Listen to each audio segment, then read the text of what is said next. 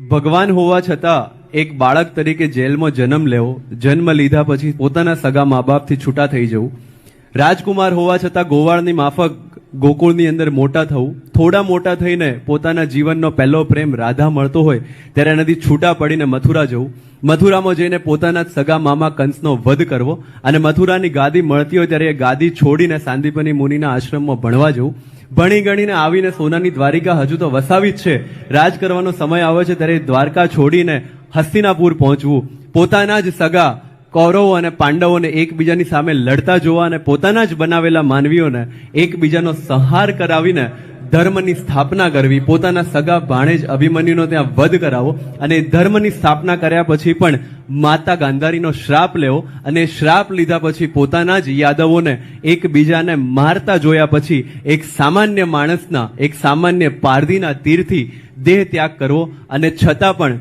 આખા મહાભારતમાં, આખા ભાગવતમાં આપણને કૃષ્ણ વિષાદ યોગ નથી મળતો અને એટલે જ એ પુરુષમાંથી પૂર્ણ પુરુષોત્તમ બની શક્યા છે.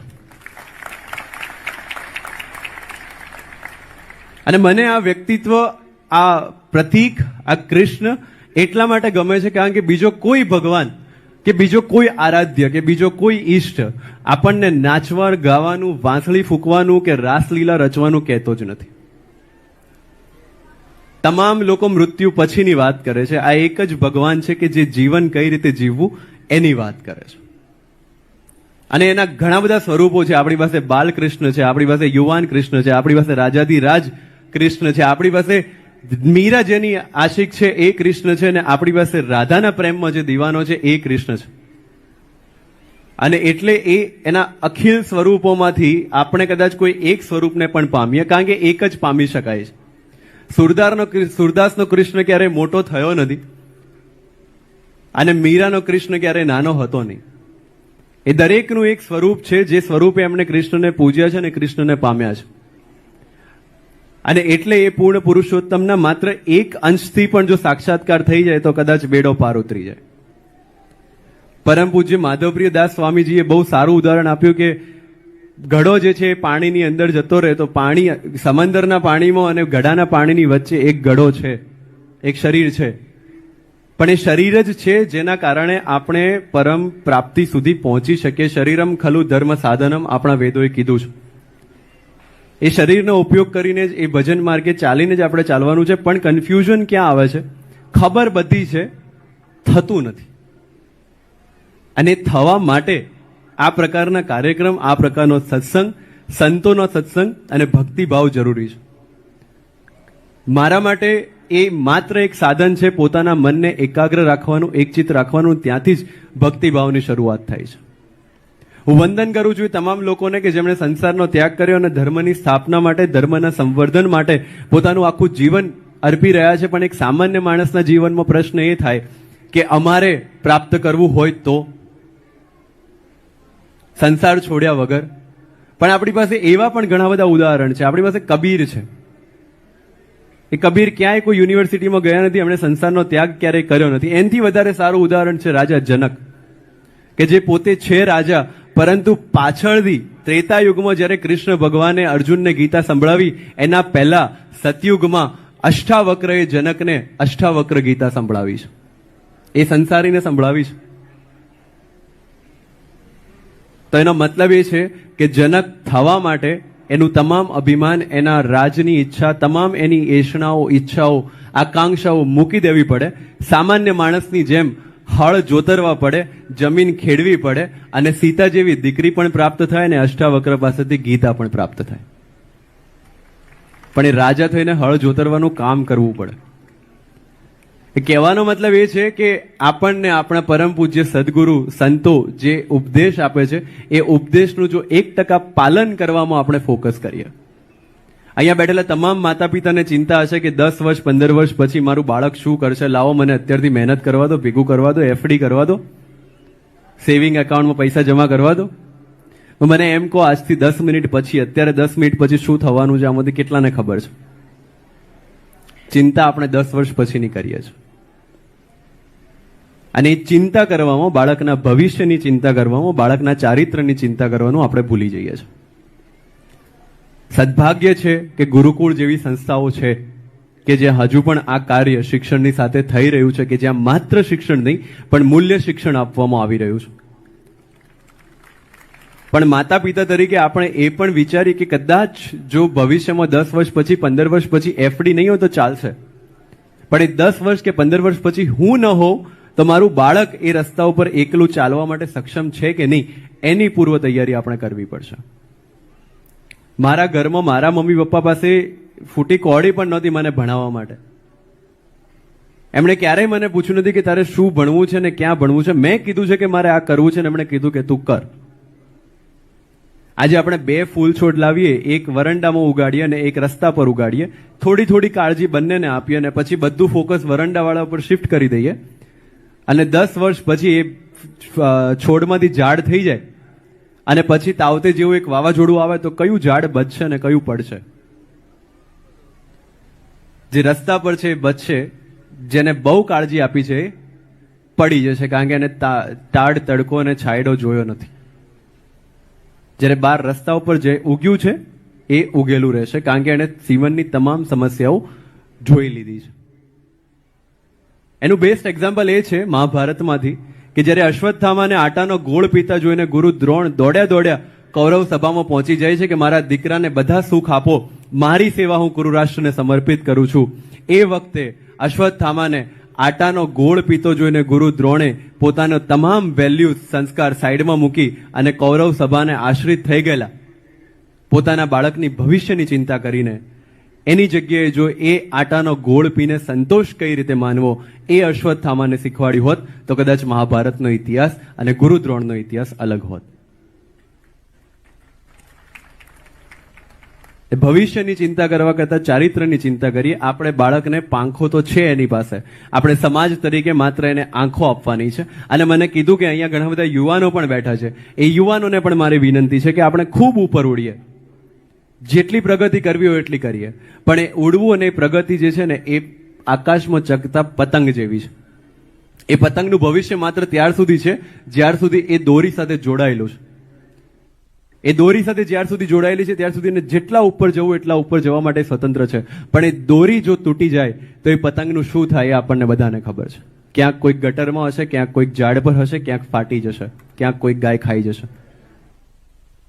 તો આ સમાજ, આપણા ગુરુજનો, આપણા સદગુરુઓ, આપણા માતા પિતા, આપણા શિક્ષક એ દોરી છે. એ દોરી સાથેનું કનેક્શન જ્યાર સુધી આપણું અકબંધ છે ત્યાર સુધી પ્રગતિના જે આકાશ પર આપણે ઉડવું હોય ત્યાં સુધી ઉડી શકીશું. પણ જ્યારે પરંપરાઓ આપણને બંધન લાગતી થાય છે, માતૃભૂમિ મૂકીને વિદેશમાં ચાલે જવાનું મન થાય છે, એકના એક દીકરાઓ આજે ફોરેનમાં હોય છે, માતા પિતાના અંતિમ શ્વાસ ચાલતા હોય તો પણ આવવાની દરકાર નથી હોતી, એવું બધું જોઈને થોડું જે છે એ દુઃખ થાય છે. ત્યાં થોડું હજુ કામ કરવાની જરૂર, વિદેશમાં જવું જરૂરી છે, પ્રગતિ કરવી જરૂરી છે, પણ પોતાના મા બાપની સેવાના ભોગે નહીં. આ સંસ્કાર એ આપણા ભારતીય સંસ્કાર છે અને એ ભારતીયતા જ્યારે આજે સમગ્ર વિશ્વમાં પ્રસરી રહી છે ત્યારે ભારતીયતાની સાથે સાથે એના મૂલ્યો પણ આપણે સમગ્ર વિશ્વમાં પ્રસરાવીએ અને એ પ્રસરાવવા માત્ર કહેવાથી નહીં, આપણે એવું જીવી બતાવીએ જેથી સમગ્ર વિશ્વ એ ભારતને વિશ્વગુરુ માની રહ્યું છે અને વધુ દ્રઢપણે માનતું થાય. એવા પ્રયત્નો આપણે સર્વે મળીને કરવા પડશે, આપણે બધાએ સાથે મળીને ચાલવું પડશે. અને જેમ આપણા માનનીય પ્રધાનમંત્રી શ્રી કહે છે કે એક માણસ જો એક ડગલું ચાલે તો આ દેશ જે છે એ 125 કરોડ ડગલા એક સાથે આગળ કૂદી શકે છે, વધી શકે છે, પ્રગતિ કરી શકે છે. ફરી એકવાર શરદોત્સવમાં જે પ્રમાણે આને આપણે લીલા કેમ કહીએ છીએ ખબર છે? કારણ કે લીલામાં એક પ્રકારની નિરંતરતા છે, એક પ્રકારની કન્ટિન્યુટી છે.